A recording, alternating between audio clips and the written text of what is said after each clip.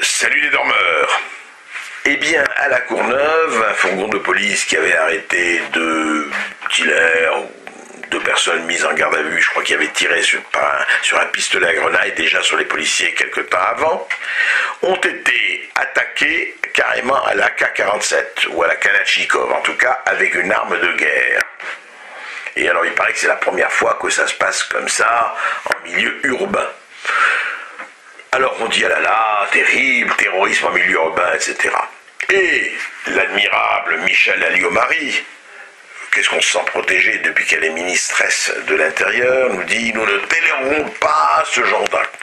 Tolérer ou pas, écoutez, on sait très bien que depuis 30 ans, il y a dans un certain nombre de coins de France et de Navarre une économie parallèle basée sur le trafic de drogue et qui nourrit non seulement les dealers et les passeurs qui roulent en BMW, mais leurs familles. C'est-à-dire que ça nourrit des dizaines de milliers de familles, et vous pensez bien que la loi du silence et l'omerta va tout faire pour protéger ces gens-là.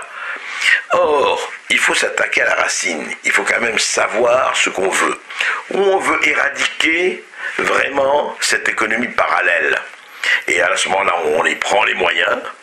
Où on veut laisser cette économie parallèle se développer, puisqu'il n'y a pas de travail, il y a du chômage, et sinon la pauvreté va faire exploser certaines banlieues ou certains quartiers. Mais il faut arrêter l'hypocrisie. Il ne faut pas dire « nous allons maintenir tout cela dans des limites ». On sait très bien que plus on va embêter le trafic et gêner le trafic, plus, comme au Mexique, comme au Brésil, comme ailleurs, les trafiquants vont s'armer et se défendre le plus possible. Ce n'est pas par hasard que les paysans afghans ont eu tôt fait, une fois la guerre un tout petit peu atténuée, de refaire du trafic d'opium, ou du moins des plantations d'opium. Ils vivent de ça. Alors il est là le problème.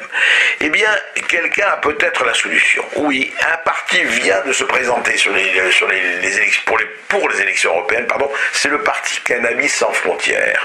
Il veut, lui, légaliser au moins le hash, pas les drogues dures, bien sûr. Je ne sais pas si c'est la solution ou pas, mais je crois que laisser croire que l'offre et la demande disparaîtront parce qu'il y aura 10 policiers de plus est une chimère. Alors, il faut s'attaquer vraiment à ce problème de la drogue qui existe depuis 35 ans à titre collectif et à titre général, et que l'hypocrisie régnante fait semblant que ça n'existe pas.